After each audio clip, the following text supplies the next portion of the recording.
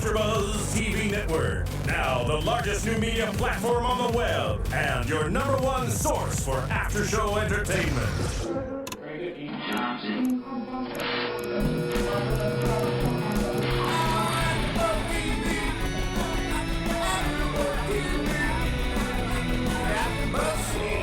AfterBuzz Studios in Los Angeles, California. Presented by Maria Menounos and Bing.com and streaming live thanks to Akamai Technologies. This is AfterBuzz TV Scandal After Show. We'll break down tonight's episode and get you all the latest news and gossip.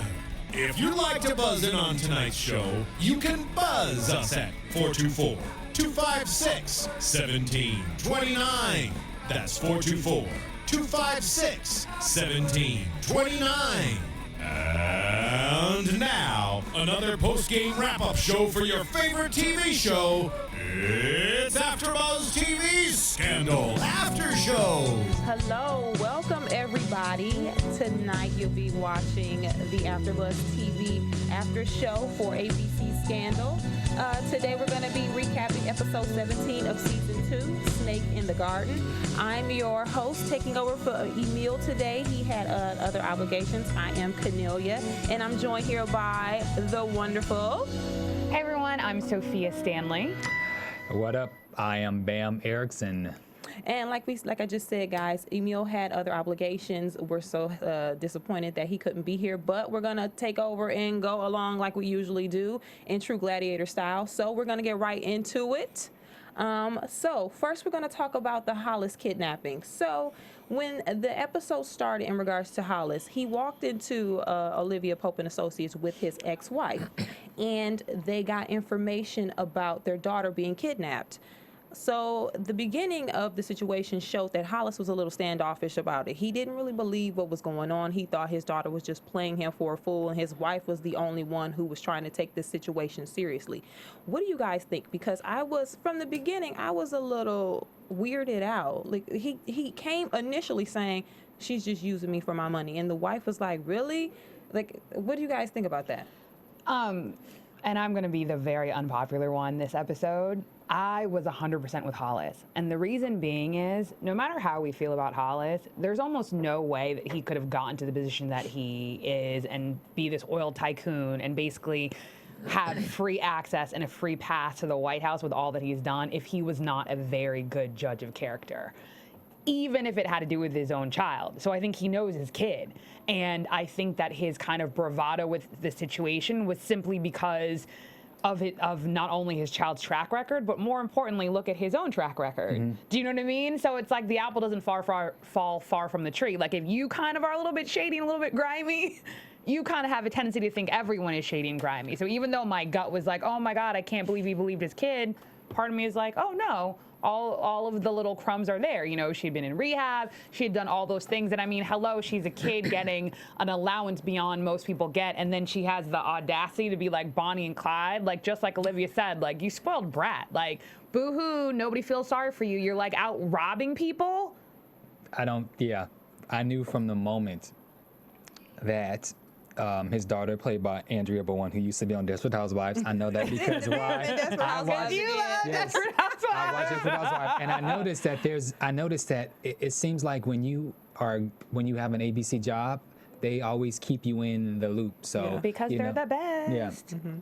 I knew from the jump that there was something that was wrong with this situation. Hollis waited 24 hours before revealing to anyone that this tape existed. Right, and let's do a little backstory about the daughter real quick. The daughter was 25. She was a drug addict. She had 5 stints in rehab. They said that she started on the wrong path with her boyfriend. Like Sophia said, they were like taking on this role of this bougie Bonnie and Clyde couple. And then Hollis, while they were, doing this investigating, Hollis said, it'll be a cold day in hell before I pay a red cent for that gal's hiney. So he was already saying, I'm not down with this at all. I was just, to me, it was interesting to even see once the ear came and they figured out that it was her in the picture. Like didn't they send the picture? Yeah. He was still a little standoffish, a little. No. I think that before, when when they received the ear, he was still standoffish. When they received the picture, that's when he completely did a 180. And that's when he became the concerned father. He cried. He had his moment with Quinn, and he was like, that's, I forgot what he said, but he said something like, that's my baby, that's my child, or something. So that's when the compassion, that was his moment where finally he came to grips that, okay, this is real. My daughter is really in trouble. And so that's when he felt the compassion finally. It hit him.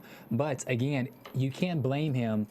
You can't blame Hollis for it taking so many steps in order to believe that this is actually happening to his daughter because of her track record. Right. So her track record, for parents, there are those moments where when we hear things, there's certain things we believe, like, oh, so-and-so happened at school today.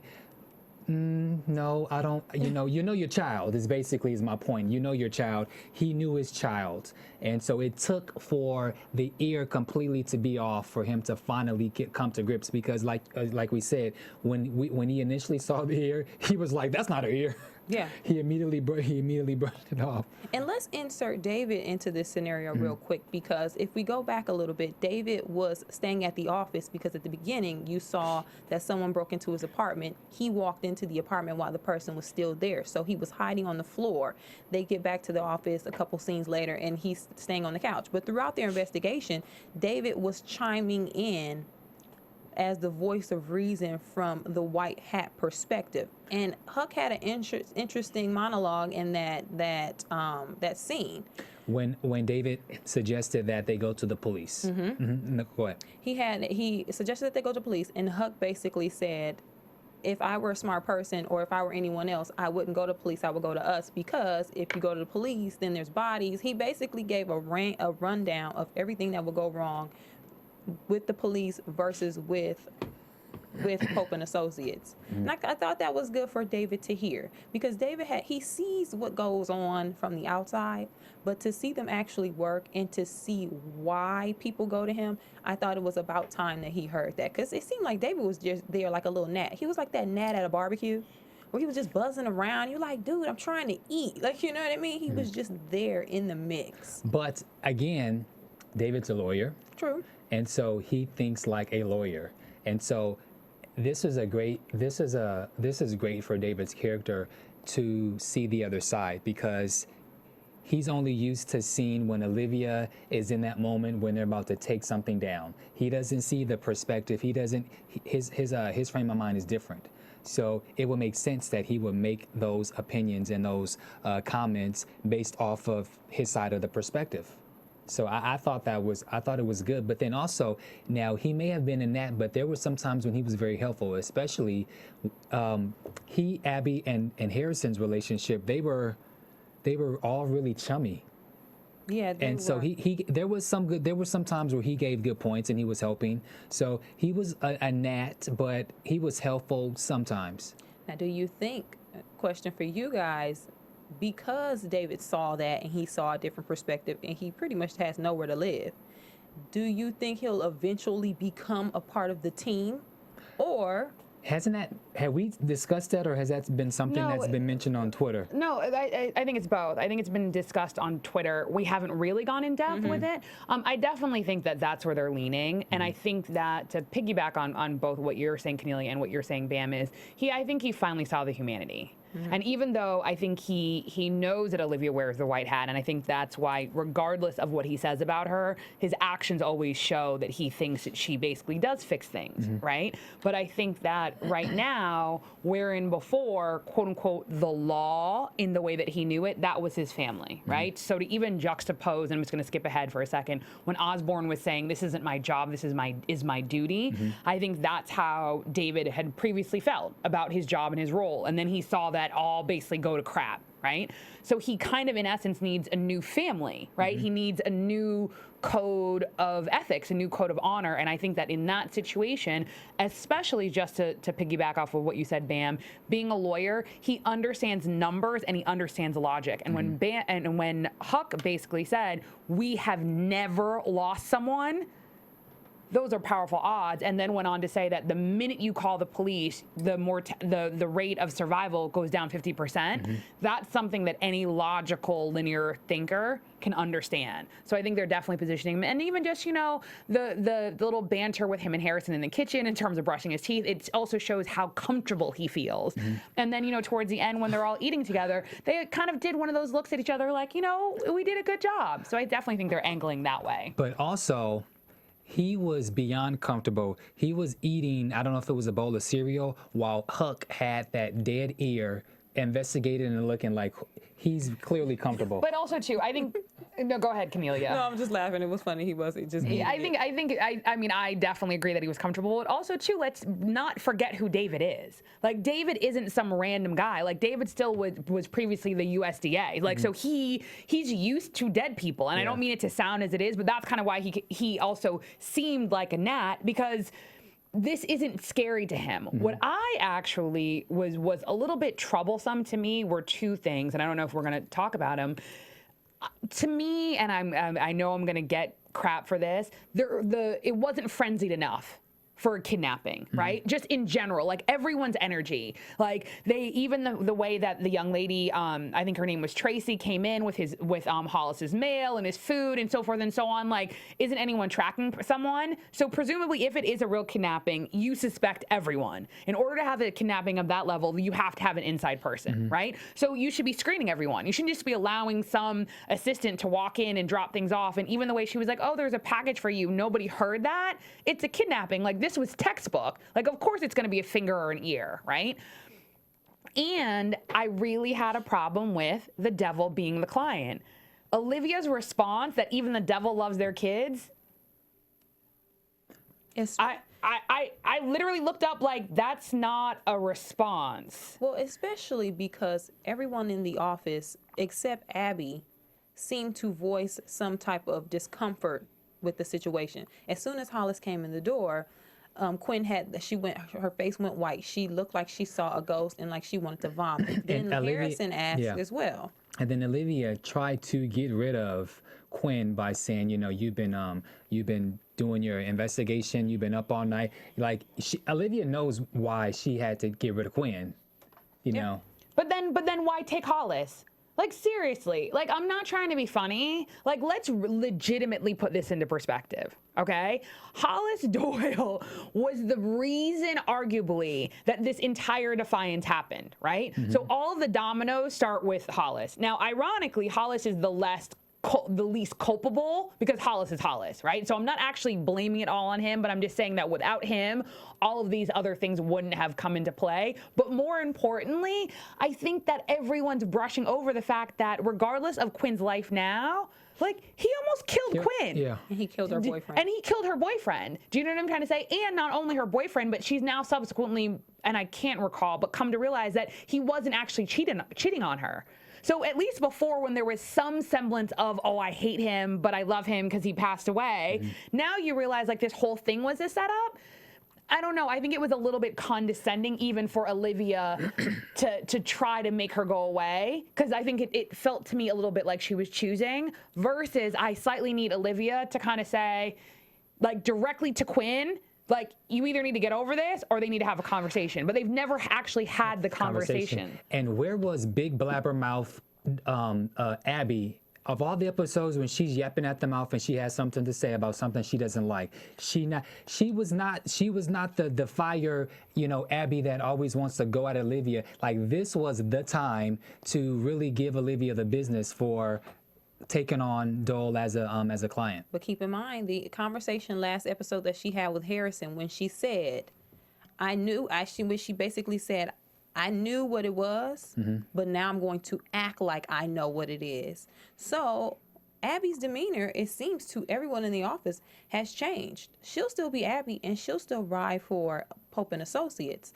But when it comes to going that extra mile emotionally and chiming in and voicing her opinion and making sure everybody knows, it seems like she's over it. I get that, but I'm just saying, in this instance, I'm agreeing with you, Sophia.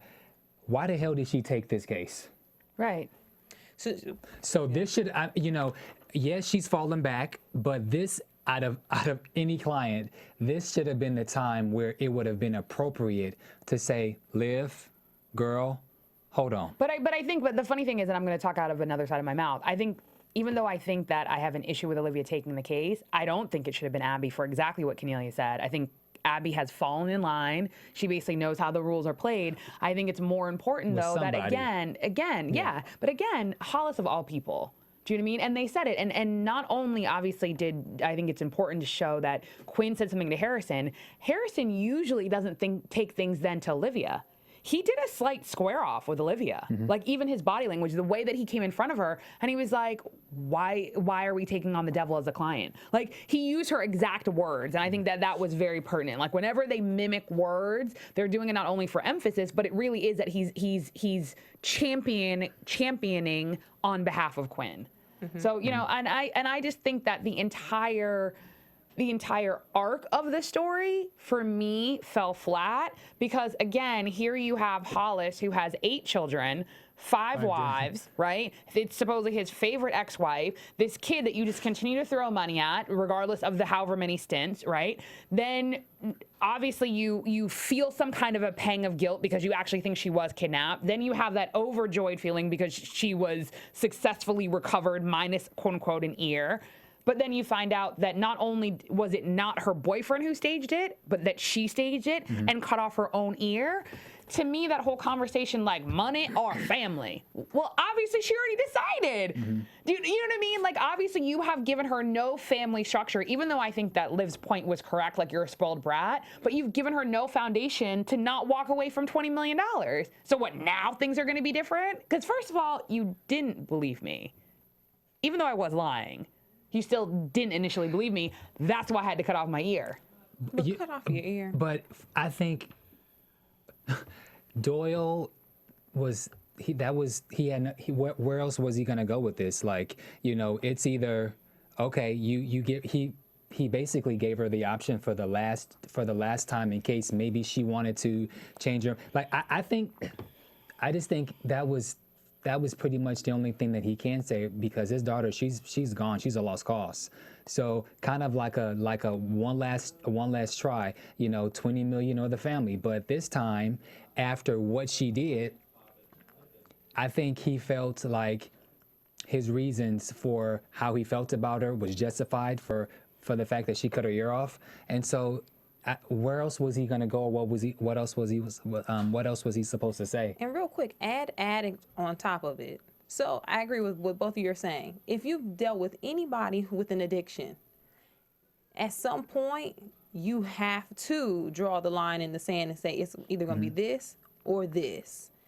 So when Hollis was like, I don't believe her, I'm not doing this, I'm not doing that, that sounded like the behavior of a father who was like, you keep using, you keep smoking crack, or you keep doing coke, or I'm over it. But like you, Sophia said, the ultimatum at the end, it was still a little like, okay, she's gonna take the money, okay, right? Because she even said, she's like, my choice is of $20 million. Like, before she even answered, that pretty much was her answer. Yeah, and I think that there would have been a difference, and even just, and we've talked about this again and again, but just how much Olivia uses words or situations in her personal life, and then uses that same dialogue with clients. This to me was the first time that it fell flat, and I didn't think that it fit, because again, I think that ironically, and I'm just going to be the cold one here, they should have told her to kick rocks. Yeah. Do you know what I mean? Like, seriously, no, they should have told Maybelle, kick rocks. Like, seriously, like, this is egregious. Do you know what I mean? And it's one thing to have done it to your father, but to have done it to your mom, who, I don't know. I really kind of, there was no sympathy for me there. It's kind of like, yo, I'm not even giving her another chance. Like, because if you can't live off of $20 million, you need to not come back here. Now, like, because you already chose. What's interesting is, Sophia, I'm going to disagree with you, because just last week I said Olivia was out of pocket. Sit down, shut your mouth, stop always. But I felt for this one, I was like, okay, I'm going to agree with you to speak up, because I could have took the other girl's ear off, because she just annoyed me so much. But from the perspective of the daughter, I get when what you're Olivia saying. was giving her speech, the daughter is probably like, girl, shut up. Like that, you can't talk to someone and level and reason with them who just tried to cut their own ear off. This girl she came out the hospital with the bandage on, ready to go. No, but seriously, it's done. They should have cut her. Yeah. No money, kick rocks. Like you said, we could talk about this all day. Yeah. Gladiators, if you want to chime in, hit us up on Twitter. We'll keep this conversation going because this is a very. It's a touchy subject. But because Hollis is the devil. But you can either go on Twitter, you can go on YouTube, or more importantly, you can go to iTunes. Simply by going to www.itunes.com, in the upper right-hand corner with the search function, you simply type in AfterBuzz TV Scandal, and our podcasts come up. And what you can do is you can rate, comment, or subscribe. Again, you can rate, comment, and subscribe. So you can comment on the show, how well we're doing, but more importantly, you can talk about your theories, whether or not Olivia was right to take Hollis as a client because everybody needs fixing and even the devil loves their children, or whether or not Olivia was out of pocket this time and she kind of overstepped some boundaries, possibly with the other associates, but more importantly, Quinn. So again, you just go to itunes.com, AfterBuzz TV Scandal, rate, comment, subscribe, and always tell a friend because they may not know there's a podcast. So again, go to iTunes. So piggybacking off of the Hollis kidnapping situation, Huck and Quinn took the opportunity to make their relationship or their friendship a little stronger, and Huck had the chance to continue training Quinn with, I guess, making her a mini him, if you will. So the beginning scene with them, it started with Huck and Quinn in the car, and they were trailing the CIA director. And when they were trailing the director, Huck was asking Quinn certain questions, and it basically came back around to him taking them to Olivia's apartment. But throughout this whole scene and, scenes through the whole episode, Huck and Quinn built a very interesting relationship. And it kind of started with Quinn suggesting that Huck find a new family. So my question, when did Huck tell Quinn about his other family? I was thinking the exact same thing, and it wasn't until you were just recapping right now that I realized it's just showing that off camera they've been talking. Because I thought the same exact thing. I go, nobody knew. That's why with Cocaine Girl, it was such an intimate moment that he shared that piece of information, right? So I think it just shows that off camera, like they've really actually been having conversations beyond simply quote unquote being gladiators and being, members of Pope and Associates, that they're really starting to connect, and that it shows that Quinn also on some levels has forgiven him. Because in essence, by wanting him to get his family back, that means she wants him to have some semblance of normalcy, and she doesn't want him to suffer anymore. So I think that it shows so many things specifically with their relationship. And I'll be a dork. I really do like the hashtag Huckleberry Quinn. It's cute. I think it's cute. But I was like fighting it. His face up. I was fighting it for a long time, but I definitely think that the hashtag, I'm not saying the coupling, but I'm saying that the hashtag. Well, yeah, when you do the hashtagging of the two of them together, it comes off as like very coupley, and to me they're not a coupley. It's like older, kind of crazy, dysfunctional big brother and little sister. Is it? Because throughout this whole training exercise, especially towards the end, if you compare the scene in the car with Quinn and Huck, and you compare the scene in the car to Huck and Cocaine Girl, sharing that intimate moment and being outside of that family for Huck with Cocaine Girl was his form of kind of saying, I love you, I trust you. Ugh, I hope that don't happen. So is it his way of saying to Huck, listen, girl, okay, I'm trying to make this move on you and I have a different interest in you? Or was it strictly big brother or big brother, little sister? My fingers are crossed. I hope it's big brother, little sister, because I don't want them together like that. Why not? Okay, and see, it's so funny the fact that Bamm keeps scrunching up his face, because again, let's go back to season 1 when she's getting ready for her date and he's like, and she's on the phone and whatever, and he's like, and she's like, you're weird, and he's like, and he goes, you're weird, and she goes, you're weird. Like, That's cute because again, You're right. especially with Huck, it's about being seen. And for Huck especially, it's about for him to actually be a little bit weird, but for someone to understand his world. That's why he let Cocaine Girl in so quickly. So not only is it the car ride and them talking, not only is it him actually schooling on her how to be more like him, but even in that space in his little closet, like, she was getting happy. Like, nobody goes into his world and sits at his chair, right? And I can't recall who it was, but there was a previous episode this season when someone sat in his chair and he looked at them like, are you crazy? Was it Abby? Remember I think, Abby sat at the chair and saw the note about David. Yeah, and she knows better. Like, that's sacred space for her. So for him to basically allow her to sit there, I think that's a level of intimacy. Now, am I saying a little level of intimacy in terms of a boyfriend-girlfriend relationship? Not necessarily, but I definitely think that there's something intimate going on there that's different than what it was before. I just think visually, I don't like them together as like that. That's just my personal opinion. That's all. I get it. Well, throughout their training, towards the end of the episode, like I said, Quinn was on the phone with her dad, calling her father, leaving him messages for his birthday. He didn't respond. She said she left him 10 messages, and she just wanted to talk to him. Huck saw that, and later at the end of the episode, he took her to a family, and she was like, "Oh, you found a family," and it was him. It was her, like a little girl, her. And a dad. So I thought it was a cute moment. And again, while it was happening, I was like, wait, is he trying to? But when he overheard the conversation that Quinn was having with the dad, to me that felt like a big brother moment, looking after his little sister. So that's just my opinion, and I guess, so I see both sides. Like, I know, I agree. I'm still making that was a brother sister moment, but the you're weird. That's a different. It's so I guess in essence, I see both moments where it's kind of like brother sister, and then it's kind of like I'm still gonna make a boyfriend, prediction girlfriend. or an early prediction. There's still gonna be something. I agree. It has to. It may not come to fruition, but something is going to happen where there's going to be a line in the sand where someone has to be like, I don't like you like that, or I don't like you like that, but it's coming. Yeah, I agree. It's definitely come to a head. Yeah. So I touched on it before, but when Quinn and Huck were chasing the CIA director, that took him, the CIA director, Osborne, to Olivia's apartment. Jake was at home watching, of course, on, the big screen. When the situation went down, Olivia hid some things in her apartment. Jake saw that, but then he didn't see anything else because the cameras went off. That seemed to spark an interest in Jake. And then what did you guys think about that? Because that set him on a path. Explain that to me, because I was looking down, and then all of a sudden I saw it, the monitor say signal. So I was unsure. Did he do that out of respect, or? Oh hell no! That wouldn't be respectful. Let me back up. I apologize. That would not be respectful.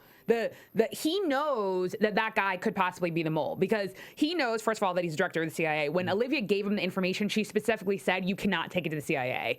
Jake is a smart man. So then how? Because they again, debugged the apartment. It seemed to me the CIA director, if he is who he is and he's the head of the CIA, he came into that apartment. He didn't want anybody to know what they were talking about. He knew she's Olivia Pope. That seemed like a debugged situation. Yeah, they've like a jammer. You know when you have a jammer, when you turn on the jammer, that's what they had completely. Yeah. Meaning so that Olivia still has no clue. Oh, gotcha. Okay. So that happened. That sparked Jake's interest. Throughout the episode, you see the back and forth with Jake and Olivia like usual. They were talking about going out again. Jake wanted to meet up. She had things to do, but I feel like I'm missing something. Hold on. Jake reviewed the tape, the package. Later on, he broke into Olivia's apartment, and he went directly to the place where she hid the flash drive. Because he went back and looked at the footage and noticed that she had put something in kind of like a little vase or little jar or something. So what did you guys think? At that moment, did you think that Jake was doing something to spite Olivia, or did you think he was just being nosy? Because I was wondering. It's funny. For me, it was the exact opposite. Because remember, just to jump back real quick, Fitz basically at the beginning of the episode told Jake that he needed further intel, right? And so I think that Jake, for multiple reasons, was very respectful not to give up Olivia, right? But the president of the United States of America is basically telling you, like, I need more information. So in a weird way, even though initially my gut kind of went like, oh my God, I can't believe he's doing this, that's what Olivia Pope and Associates does, right? So theoretically, his client is the president. So his tactics are very similar to Pope and Associates, right? Even in the terms of the personal and the business. So he's on the phone with Olivia basically being like, hey, let's meet for lunch, knowing where she is and knowing she's going to say no. So he basically is like, okay, cool, like when you're back at your house, and then he opens the door to her house. Yeah, so I really think that he was just doing his job. At that moment, I then came to realize that I was completely wrong. But at that moment in time, I simply thought he was doing his job, you know, on behalf of the President of the United States. Right, so he gives the entire package to Fitz. Fitz, he then tells Fitz, Osborne is the mole. Now, when that happened, until the end of the episode, I was thinking, oh, he really wants to protect Olivia. He knows she can't say anything, and she's working really hard to try to get the information out. Oh, he's doing it for her. We see otherwise. Well, you know what? Now, and it's totally up to you guys. Let's go back before we go forward, because let's really talk about that scene when, you know, you see, and especially whenever Olivia is getting ready to go out, especially not with the person who shall not be named, she always looks so amazing and so beautiful, right? So she's in that white dress and she's putting her shoes on and the phone rings and she's like, Cyrus, I can't talk to you right now, right? And Cyrus is basically like, their normal banter. He's like, oh, I was thinking a nice cab, maybe a Merlot, because that's their thing, right? Like he comes over because that's his work wife. Like, you know what I mean? Like he's missing his work wife, right? And after last episode, they're friends again. You know, that's kind of like his olive brand. And she's like, well, I can't because, and he basically pauses for a minute, like he says, why is everyone cheating on me? Right? Yeah. And then she immediately goes, Jake, you know what I mean? Or no, not Jake. What's his? James. No, James. I apologize, James. And she goes, no. And then she realizes it's Fitz. But I think that was really, really telling for Olivia. And I literally was extremely happy. And she was like, I'm jumping in, right? Isn't that what she said? Yeah, she says, I'm jumping, you know, I'm getting... This is me jumping in. Yeah. Right? And she says it twice. And so basically, and she even says, and this shows that Olivia has great instincts. She says, I don't even know this guy yet. She goes, something about it feels off, right? But she goes, but given my track record, she basically is saying, I'm doubting myself, right? So I'm talking out of both sides of my mouth because on one level, I was very excited that she just was jumping in because she's never spontaneous. On another level, I think that line was very important because what it was showing is that Olivia is no longer trusting her gut. Why? Same thing from season 1. She's not trusting her gut because of Fitz. Because Fitz has made her doubt her moral compass. So instead of simply, and I'm making it way easier than it really is, regardless of how Fitz is acting now, and regardless of whether or not he's married, regardless of any of that, that does not negate what you had. Right? And there are certain moments with certain people, you don't need validation. Does that make sense? Like energy is energy. When two atoms like, you know, make a bomb, you don't need to be able to like actually write down the mathematical equation of why it happened. All you know that there was an explosion, right? And it was powerful. That's OLITs. I think that now because of how Fitz is so hurt and Fitz is saying all of these things, she's now negating the totality of their relationship. She shouldn't do that. She needs to isolate the two things. But because she is literally thinking that the entire relationship was a sham, now that means she can't trust her gut. But isn't that what happens kind of in every relationship? Think about it. Let's say you have a boyfriend and you guys broke up. You had some good times, but you had some bad times. Or a girlfriend, Bamm, sorry. When you meet the new guy, you start to think, well, maybe that last dude really wasn't all that. And he was talking about me, and I don't know, I knew I shouldn't have picked him because my friend said he was this. You know, you always question what you used to have when what you can have is in front of you. I mean, it's human nature. But I think you're right, Sophia. Fitz seems to be the only person in her life that makes her question, because she doesn't question her gut at work. When it comes to dealing with people, she didn't question her gut when Hollis strolled in the office and she wanted to, handle the case. She never has a problem with herself in any situation except relationships. I do have some stuff that I want to say about Olivia and Jake, because I can't keep quiet about that. But what I thought was interesting is when Cyrus first Olivia said, you know, she asked Cyrus, how is he doing? And Fitz, he alluded to the fact that, you know, he's getting advice from someone else. Oh, who is it? Oh, you don't know him. They're gonna have their wine talk at some point, and it's gonna come to, the truth will be revealed that Cyrus is gonna reveal, you know, some dude named Jake, blah blah blah blah blah. Jake, what, for real? So I can't wait for that to happen. And even when he said that, because Olivia knows her way around Washington, when he said you don't know him, if you dropped his name and just said it like, oh, he's Jake, the director of Intel. Olivia should have should have assumed she is familiar with that name, not necessarily know him personally. So when he said it was kind of like, say the name. She's gonna. But let's back up again. Whenever they repeat lines, it's very, very deliberate. She said first, you don't know him. He then said, then that's when she asked the question. And then he basically said the same line. Again, they're basically both very similar because they're both very discreet, even with one another. Even though there's moments when the lines get blurred with them, they're very discreet. Number two, it's the same person. So it was meant to show that they're both a little shady, right? Because again, same thing. Olivia has a small world. Hold on a second. There is literally only 1% of the population of Washington, D.C. that would be appropriate for Olivia Pope to date. In the same way that there's only 1% of the population of the District of Columbia that potentially could be getting information from Fitz, who is not Cyrus. I wouldn't say that they're shady. I didn't say they're shady. I said they're discreet. I heard shady. I heard you say shady. Oh, did I say shady? I said discreet. Well, okay. Oh, well, I'm going to correct what I'm saying. I meant to say that they're both discreet. Yeah, gotcha. Bamm, you said you had some stuff about Olivia and Jake. I don't care. Emile, you're not here. I don't care what you say. Jake is not creepy. He's got swag, and he played her like a deck of cards. That is swag. That's swag. I don't care what you say. I would say the situation with Jake. Okay, so let me kind of give a description. Jake came to the apartment after Olivia got off the phone with Cyrus, and she changed her mind. She was calling him on his way there, and he said, I saw you calling me, and that's why I didn't answer. He opened the door. She had her house clothes on. And that's why he ignored the call. That's why he ignored it. She had her house clothes on, and he came in. The situation that happened between them when he gave her the speech and said, whatever happened to you, I'm pretty much your do-over. Close your eyes.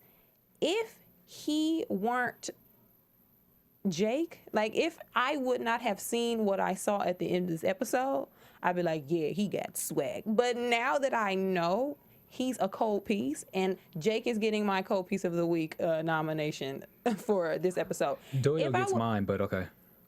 Good point. If I wouldn't have seen that, I'd be like, yeah, Jake is smooth. Oh, because I was liking him up until I found out that he was a cold piece. But now I'm kind of off. But it was smooth what he did with Olivia. It was very smooth. Okay, but Bamm, I actually disagree with you. Okay. And I agree with part of what you said, Kennelia. I was actually loving the conversation. I loved how specifically he basically was like, you know, I like the way that you say what. Yes. He goes, but you're sad. Do you know what I mean? Like, so I think he really saw her, because I think very few people take time to kind of really see Olivia. And he wasn't saying it from a place of judgment. He was saying it from a place of just matter of fact. But then he also said, but I really like how you know yourself, you know who you are, and you fix everyone around you, right? So that's a very endearing quality, right? And then I like the fact that he basically is like, no, close your eyes. Like, basically, like, you're literally going to get a do-over. Like, you close your eyes and you open them, and the world maybe will be less sad. I was feeling it. When they kissed, I literally said out loud, I was like, the gladiators are going to... I like how he calls me out, right? You did, I like how he calls me out. Oh, okay? I'm sorry. I got caught in the moment. So I really was like, oh, my God, like, Fitz is going to have real serious competition. But then when he said... Are you still thinking about him? Right? Because that's what he said after he kissed her. He did. And she goes, no. And then he walks out. Nah, dude. No. That's not timeout. Okay, and then we're going to have I'm getting better at this not interrupting, so we're going to whatever. And I'm going to wrap it up. I think that for me, it's your definition of swag. And I think that we at this table have oftentimes butted heads because, and you can correct me if I'm wrong, there's a difference between swag to me, which is disrespectful, versus swag that is respectful. To me, the end of the scene was disrespectful because then that's a power play deliberately utilizing and getting in and reaching into that emotion of giving her some semblance of hope, kissing her, and then being like, good night, Olivia, which, as you could see on her face, left her even more vulnerable. That, to me, isn't swag. Don't play with someone's heart and their emotion unless you're willing to take care of it. Seriously, otherwise, we keep it like cool, we keep it gully, like you cute, I'm cute, and we keep it pushing. But you don't reach in, and that's what he was doing. He was reaching in, got it, and then was like, all right, cool, because now I can do whatever I want with it. That's not an equal playing field. To me, that's not swagger. It reminded me, this is a little off topic, of the movie Two Can Play That Game. And Two Can Play That Game, the whole point was changing the dynamic of emotions. Where he came in, Olivia thought she was in control, he took control and walked out and left her wanting more from him. I agree with Sophia, though. That's what you're supposed to do. No, Bam. I agree with Sophia to the point. Up until he walked out, it was like, oh, like I was like, oh, that's it? Yeah, that's it. I didn't want them to have sex or anything, but I wanted there to be an understanding between them. He needed to give her just a little what I call just a tea taste, just a little bit to keep her intrigued. Because she already revealed that there's another person that is on her mind. So the way to get to her to ensure that there's a possibility between the two, you have to. I mean, you guys think it's a game, but from my perspective, I think what he did what I would have done. I would have done the same thing, especially if I like a girl who is already has admitted that there's somebody that is still on her mind. Like, you either walk away or you have to slowly get her to trust you and to, you know what I'm saying? I get what you're saying. I get what you're saying. So do you think, Bam, if she would not have given him the speech that said, I'm pretty much still thinking about my other dude. I think about him all the time. I was thinking about him before you got here. If she would not have said that, and he would have came in, kissed her, and left, would you feel the same way? No, because I don't think he would have did that. What if he did? I don't think he would have did that. He did that based off of what she did, what she said. So it was kind of like he had to kind of come hard, and so that's why he said, I like the way you say what on the phone. You're always wearing white. Wine is a part of your food group. Just saying simple things to let her know, like, I'm listening, I'm paying attention, I know what's going on, I care, and so you don't never just go in for the full, tongue. You just give just a little bit to kind of keep. Tongue. You just give her just a little bit to just kind of make her just kind of like, oh wow. I'm making the yucky face. Sophia is good yucky face. So we can keep going about this. So let's move on. Gladiators, let us know what you think about the Olivia and Jake relationship. Close your eyes. Yeah, because it was juicy for a minute, but we got to keep going. So let's backtrack to Jake and Fitz. So at the beginning, Jake met with Fitz, and like we said before, Fitz is pretty much telling Jake, based on the information that you gave me, it was really good. If you keep doing this, we might have to find you a seat at the table. I'm putting it into scandal terms, a seat at the table. Jake, do you guys think that's what Jake really wants? Or do you think he's fine with playing his position as the outsider, but knowing what's going on the inside?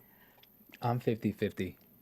Prior to the end of the episode, I thought that he was literally simply just like happy to be there. Like I was really that naive. Like I really wasn't seeing the next steps coming at all. Obviously, fast forwarding to the end of the episode, I'm like, oh no, that's exactly what he's doing. As well as the fact that, and now it's like, it's all so clear, it's actually irritating. Again, we don't know how long he's actually been bugging Olivia. Yeah. Right? So he could be 100% privy and knowledgeable about OLIDs. So he's completely playing them. Like, he's even playing Fitz in reference to Olivia to keep him on edge. So I think he knows exactly what he's doing. And technically, he's playing David too, because the flash drive that Olivia had in her laptop and that she hid was planted in David's apartment by Wendy, who was murdered. So somehow he got the flash drive to Wendy or whoever. It was put into David's office. He knew David and Olivia were connected, and somehow that it was going to get back to Olivia from David. Like, Jake, based on that, he's been watching her for a long time, just like Sofia said, which is creepy. Jake is creepy. Bamm, you said he was creepy. Jake is creepy. But anyway, so Jake and Fitz's relationship, like we said towards the end, we see what's happening. Now, do you think Cyrus is gonna get a little hip to what's going on? Because when the CIA director walked into Cyrus's office and he was telling Cyrus, "I'm not the mole, I'm not the mole," for a minute it looked like Cyrus kind of believed him.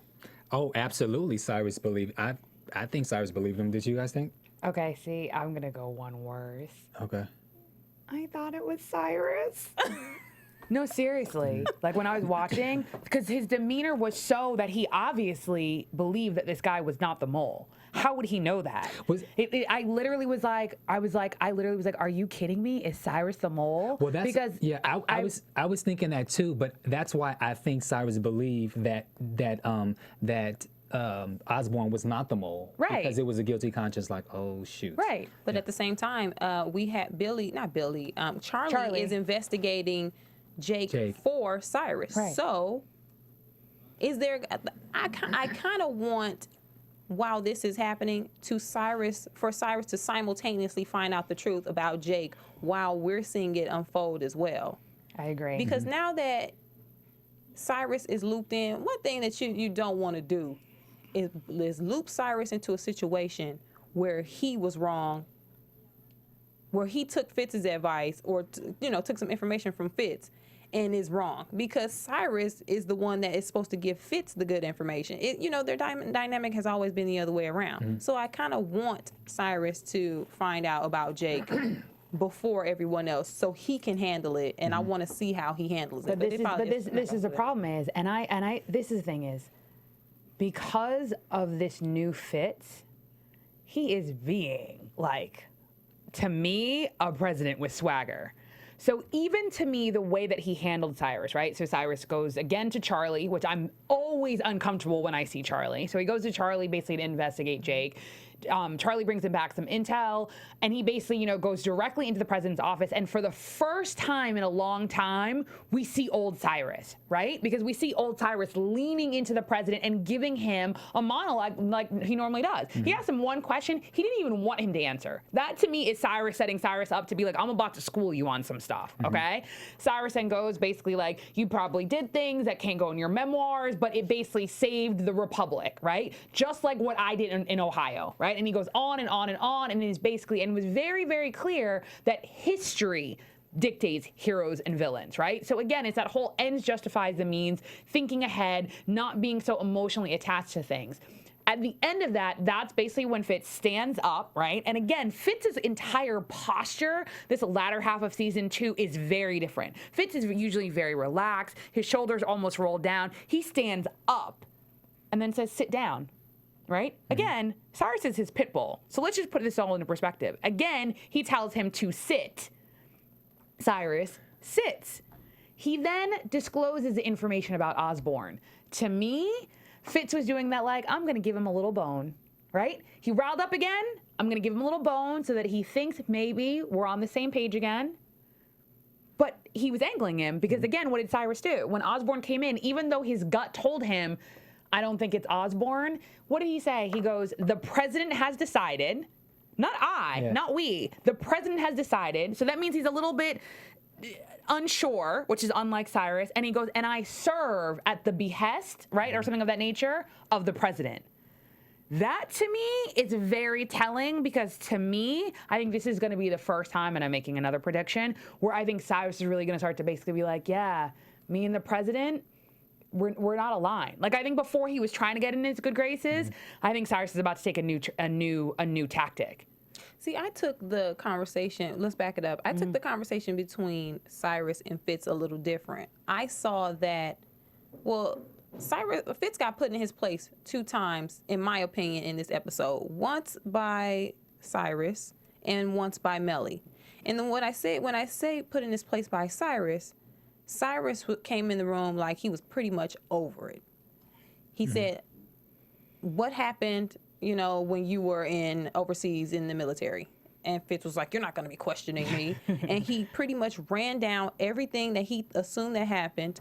He ran down how it, you know, is something that he can't really talk about, and he probably doesn't want to talk about. And it could tarnish his reputation. And he said, he made the correlation between, just like we did with Defiance. So to me, Cyrus was saying, you have skeletons. We have skeletons. Your skeletons are to protect you.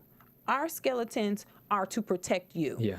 So. And we said last week that we was waiting for Cyrus to stick your chest out, get bold, and speak up and stop being so timid with the president. Exactly. And I liked when he did that, because it was about time that somebody said to Fitz, yeah, we did what we did. So, but you did what you did, and you tried to, and you didn't want anybody to know about it. You know about us, and we did it for you. So what are you going to do now? And then when Fitz got up from the table and asked Cyrus to sit down, I took that as Fitz being like, okay, checkmate. Like, you know, like when brothers get into a fight, and after a while you can't fight anymore, you're like, all right, cool. Let's talk. And quiet as kept, you know, Cyrus has 1, Fitz has 2, because, you know, he did kill, what's her name? Verna. So that's 2 to 1. So yeah. And if Cyrus knew about Verna, it would be, I think Cyrus would have came in he probably would have came in the room yelling, like, just for the simple fact that, not that he's mad that he killed Verna, but Fitz was mad at Olivia, Hollis, Cyrus, and Mellie from a sense of betrayal, but kind of like he had nothing to hide himself, like very innocent, like he felt really betrayed, but like he's never done dirt. And I was glad to see that Cyrus, you know, came to him the way he did. What do you think, Sophia? I think also too, we're forgetting about Amanda Tanner. Yeah. Do you know what I mean? Yeah. And that's why whenever Cyrus says things like, I've done things too, it wasn't just defiance. He's basically like, I've gone to war. Like, my war may not have been whatever. And he uses defiance as like the thing that covers everything. But I do agree with you. I do think that at that moment, you know, Fitz was really thinking to himself, like, okay, maybe we've kind of gotten over this, right? Because at first he was like, how dare you, like, basically, you know, say that Remington is the same as defiance. But I'm going to kind of sit on this one, but I definitely think that there's going to be a new... Fitz and Cyrus's relationship is never going to be the same, and I think that the only way that it can get back on track is Cyrus needs to stop coddling Fitz, and he needs to come, not necessarily from his old ways, because that didn't work, but he needs to come from a more aggressive posture, even if he doesn't show that side to Fitz. Because Fitz is going off the rails. Because in the same way that I thought, oh, it's great intel, it's not. And again, and this is the problem, is the source of the intel was Olivia. This isn't going to be good. Right. Yeah. Right? It's bad intel. And the intel came from Olivia. I agree. Yeah. But will this make Fitz think that it's not necessarily bad intel, but you need Olivia in more ways than any? More ways than just emotionally. I mean, I think he knows that. I think that's the root of the problem. That's the problem. Like, that is the problem. Like, in the same way that she basically was like, you know, it just took, like, mentioning his name, right? She always knows that she thinks about him. But in that same way that, you know, that speech that she gave to Abby, you have to keep yourself busy. Exercise helps. You have to make yourself hate them. You have to convince yourself that they hate you. That first part she's already done. Right? Because she already believes that Fitz hates her. For her, she can't hate Fitz, but she has to busy herself in such a way. But at that moment, she couldn't help herself. And she's like, how is he? And that's when Cyrus, being her friend, and Cyrus was like, yo, like, you have a date. Like, you know what I mean? Like, move on. Like, you have to, right? But she's always thinking about him. Obviously, Fitz is always thinking about her. Always. And I think that's the problem. And I think that's why the scene with Mellie is so telling, because it did destroy his whole world. Like, he has no one. That was the only person that he had. And I can't believe I'm going to make this. Sorry, I'm a dork. But it's like, I can't believe I'm gonna say this. Justin Timberlake's mirror, right? But it's like the whole concept is like, I see you in me, right? Because when you're really in an intimate relationship, that's how you gauge who you are. And for Fitz and Olivia, that's what he's always done. He's gauged himself, how intelligent he is, how articulate he is, how presidential he is based on Olivia, right? Because he deems Olivia as this amazingly powerful woman. So only this amazingly powerful woman could love her counterpart. Right? So that means it's a mirror image of her. The minute, think about it, he saw Olivia as quote unquote not wearing the white hat, he then immediately stopped wearing the white hat, right? They're very much mirroring each other. And I think that he can't stand that she has that much control over him, despite the fact that in his mind, he should only hate her. So even if he does hate her, the love is still there so much that it doesn't allow the hate to diminish, because hate actually means you still love someone. Right. Yeah. Indifference is the opposite of love, not hate. Right. So let's jump to Mellie and Fitz. Throughout the episode, Mellie she seemed a little uneasy about Fitz wanting to spend time with his children. She checked the calendar and she was, like, what's going on? We need to try to change this. She was trying to juggle his schedule around to make it so Fitz wouldn't have time to hang out with his children. She finally switched the calendar. She finally switched things around. It got back to Fitz. He called Mellie in and he was very angry with her. He was basically like, you cancel my kid's trip. You don't have a mother gene. He tried to, come at Mellie and put everything on her in regards to not wanting to spend time with the kids. And that's when Mellie finally came out and told him. She said, Fitz. I think I have part of it. You want me to read part of ahead. it? They didn't want to come. You are different. You're different. Ever since they know their father is not their father. You are lubricated all the time. And when you're lubricated, you're mean. And then she goes, yeah, I know, I'm a villainous bitch. She goes, but I'm still their mom. I haven't changed. And I wish I had gotten this better, but she basically goes, ever since you realized, she goes, that Olivia's private parts are no longer magical. I wish I had gotten the quote. Please tweet me the exact quote for that reference that Bellamy Young so beautifully delivered. And she basically goes, do you know who you are? And we all knew what she was going to say. And we all knew also, too, that the last time Jerry was referenced, what happened? And she goes, you're Big Jerry. And she goes, you don't have a good side. You should understand how your children feel, considering how much you hated your dad. Bam. Okay.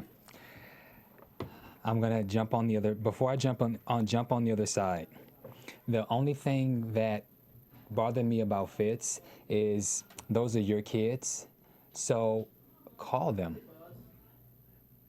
Yeah. Call your kids. You are the president of the United States. Call while they're at school. You could when the school calls and it's the president of the United States, whether if you in gym, if you in English, they're gonna stop what you're doing here. Go talk to your dad. But I don't think I understand your point. Okay, I'm gonna get to that. If he was upset that he was upset with Mellie because of how he canceled the trip.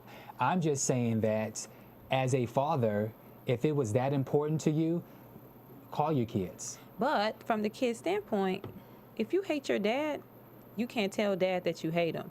So he could have called them, but they wouldn't have said that. I know, but I'm just saying that if he really if it really concerned him, I just wondered, like, how come we never? But I think though it's literally there in Mellie's conversation with him. Fitz is no longer Fitz. Right. Fitz is actually, just like she said, he's being Big Jerry. So he's literally dialing it in. So it's so much easier for him to blame Mellie than to potentially pick up the phone and either talk to his kids or, you're the president of the United States of America, uncancel it.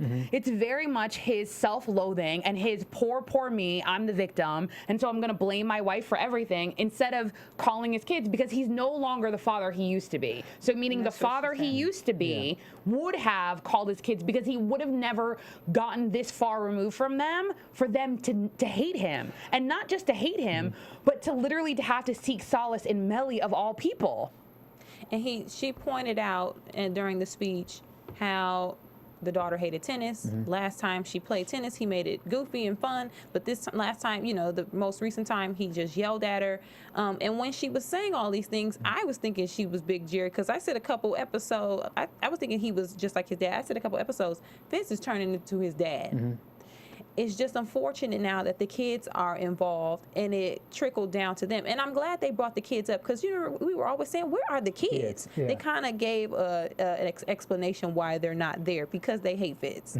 But I think that I'm gonna jump on the side that I meant to jump on a couple minutes ago. Mellie has to take some responsibility in this, because the reason that Fitz has become this whole crazy tick-to-boom type of person is because of what they did to him. I disagree. It's because of what Olivia did, and that's the irony. Think about it. That's why, technically, before Mellie messed up with the with making the phone call to the family of the hostages, him and Mellie were like tight. Why? Because Mellie did exactly what Mellie did. Mellie has said season 1, season 2, every single episode, I have not changed. I will say this again and again and again. Mellie is one of the most transparent characters. She basically is like, I'm here. No, seriously. She's like, I'm here because I want to be in the White House. I'm here because I want a seat at the table. You tell me I can't have a seat at the table, I'm find a way to get a seat at the table. Yes, I rigged Defiance. Even think about it, the way she told him was so matter of fact. Like, yes, we rigged Defiance, whatever, cool, get over it. She had to bring up Olivia, because basically what she was saying is, you can keep sulking over Defiance, but it's not Defiance you're sulking over. You're sulking because Olivia was part of it. If you had taken Olivia out of the equation, we would not have had this meltdown. If he found out about Defiance and it was simply Verna, Hollis, Cyrus, and Mellie, we would not have a breakdown. The breakdown came because Olivia was aligned with people that he thought were villains, and she wore the white hat, and they should never be at the same table together. Let alone that basically there was this huge secret that he never let her in on, that she never let him in on. That's the issue, and I think that's why it had to be brought up in the conversation. Okay, damn it. Okay, I have to take back. You're right. So do you guys think that it's gonna provoke, this conversation between Mellie and Fitz is gonna provoke a change in Fitz, because he put the brown water down? Shout out to Emile for naming the yak the brown water. He put the brown water down, and he was butthurt. She slapped him in the face. Like I like to say, when a dog is bad, you gotta bat the dog on the nose or put him in the bathroom for 10 minutes alone so they won't do it again. Fitz looked like that bad dog, and it seems like there may be a change in his attitude going forward, which I hope is the case. I definitely think so, because I think she touched on two very important things for the dynamic of, I think, who he is as a man. I think he's been like literally striving his whole life not to be his father. So I think that was an extremely important part.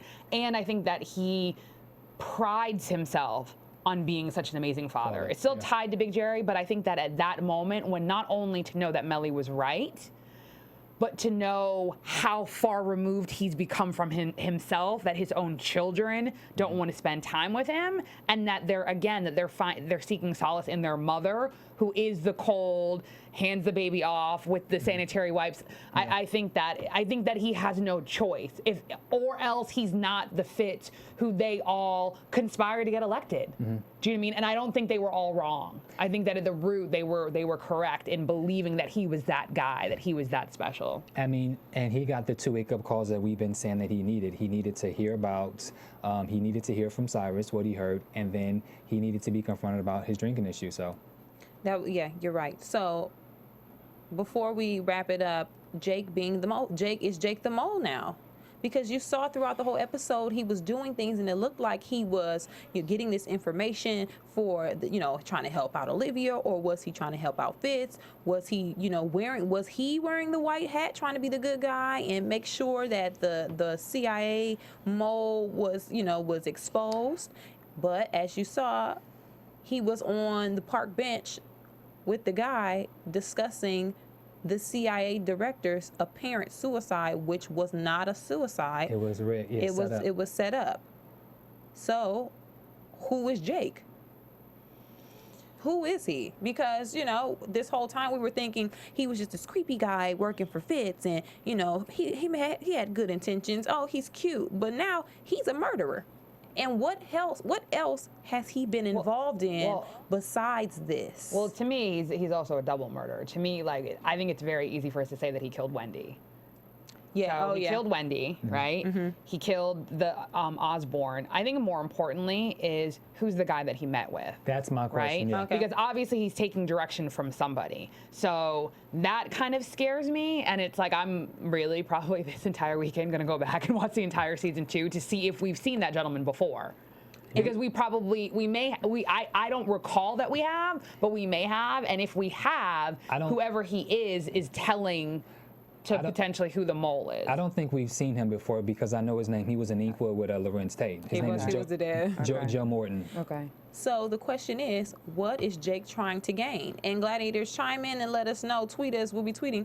What is Jake trying to gain? Because if he's the director of Intel, he got the CIA director out of here. They killed him. What does he want? I don't know.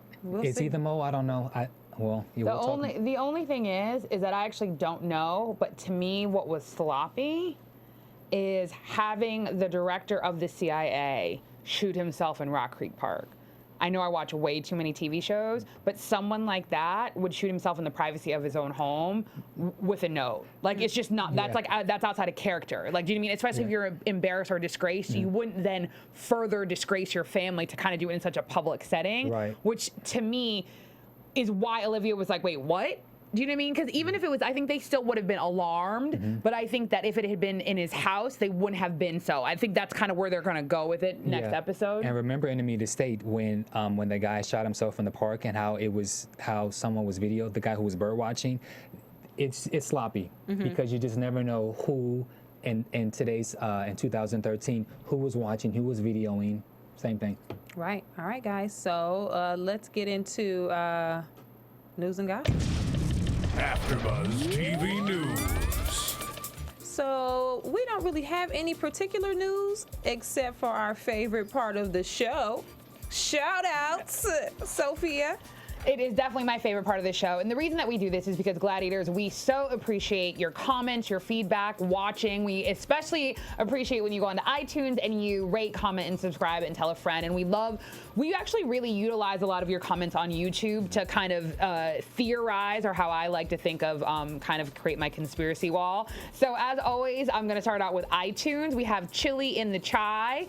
We have Joy8191. We have Nesha B. For Twitter, we have Anonymous Boy 03, Brown Beauty 6, Devon Lamar, He Mom Mal 1, Lamb Gooner Locks, Keisha Miles, South L Jazz 90, Yo, That's My Fresh. For YouTube, we have Angel YC1, Antenna Clouds, Christine Pembleton, C. Joe J, Davina Lopez, Evan Nisog, Famoons, Fierce Vanessa, Lola 6041, Madeline Montuna, Miss 123 Jen, Pa Fifi, Taylor S, Tiffany F, TV Girl, and Willem Trevor. So again, Gladiators, thank you so much. We really appreciate the fact that you go onto iTunes, you rate, comment, subscribe. We really appreciate you watching on YouTube and commenting, and we always love that you continue the conversation on Twitter. Thank you, Gladiators. All right, guys, so let's get into some predictions. Oh, I have way too And many. now, your AfterBuzz TV predictions. Okay, I don't have a Predictions. prediction. I have more of a, I want this to happen, so I have no evidence of it. I want Olivia to find out that Jake is creepy, and I want her to kung fu his. Sophia just did the ninja moves. People listening. No, I just want him to kick his bum. Like, do you know what I mean? Like, I'm really kind of tired of Olivia not getting to fight back. I feel like Olivia is always so reserved, is always so composed. I really want her to be able to take out her angst from season 1, season 2, Puddin' Pop, Fitz, everyone on Creepy Jake. Well, last week I went far-fetched and said that Osborne would kill Quinn. Well, clearly I was wrong because Osborne's dead. But who was the person who broke into David's house? Good question. That's what I want to know, and it has to be. This has been in my notes all day, but because we had already surpassed it, I just let it go, and I said I'll do it for predictions. Who is the guy who was in David's house? How did he not hear David in the keys? Open, like, so I'm just, who was the guy? And then Cyrus has something to do with this whole Osborne thing. Like, yes, Jay could potentially be the mole, but we can't forget about, you know, Daddy Cyrus, because he's a cold piece too. You know what I think? You know who I think was in David's apartment? I think it was Jake. Because according to Jake, David still had that flash drive. And he didn't know Olivia had the flash drive until he saw her put something in that little vase when he was watching her, which is why he went over there and he was like, what is this? Because he didn't find it over David's house. You're right. So it had to be with Olivia. I think that's who was in David's apartment. Okay. My prediction, based on the preview, it looked like Olivia's getting kidnapped and she got put in a box. I don't know. If something happens to Olivia by the hands of Jake, I want Huck to go straight bananas on him. Because you see how fast Huck got to the door when when Osborne got to her apartment. He was right at the door. He was like, are you okay? I want Huck to go straight Rambo on this guy because I'm tired of Olivia. Like Sophia said, I'm tired of her just getting bulldozed over and not really being able to do anything. And if she's in a box, she really can't protect herself. Poor thing. No, I think we're about to, this is my prediction. The last 4, so not next episode, but the last 4, we're about to see a very different Olivia. I hope so. We're about to see the Olivia that everyone always talks about. The one with full the tire arm. Completely. No, seriously, that's who we're about to see. The last 4 episodes. I think we'll see a different Olivia. I think we're going to see a different Quinn. There's going to be some changes, and we're going to see a different Cyrus. Yeah. I'm ready. Yeah. All right, Gladiators, once again, we thank you so much for watching us tonight. Like I said before, this is Season 2, Episode 17, Snake in the Garden. And we'll see you next week for ABC Scandal. Where can we find you? TV. Oh, you can find me at Kennelia across the board, Instagram, Twitter, and on Facebook. You can find me on Twitter at Sofia Stanley. And you can now find me on Twitter and Instagram at Big Six Entertainment. There you go.